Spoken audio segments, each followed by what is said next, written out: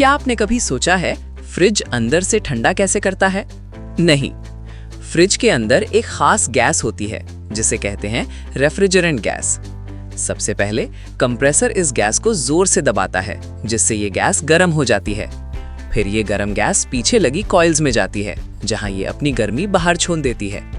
अब गैस ठंडी होकर लिक्विड बन जाती है। फिर ये लिक्विड एक पतली पाइप से तेजी से गुजरती है और अचानक फैल जाती है। और जैसे ही ये फैलती है ये बहुत ज़्यादा ठंडी हो जाती है। यही ठंडी गैस फ्रिज के अंदर घूमती है और अंदर की सारी गर्मी सोख लेती है। और इस तरह आपका खाना रहता है फ्रेश और ठंडा।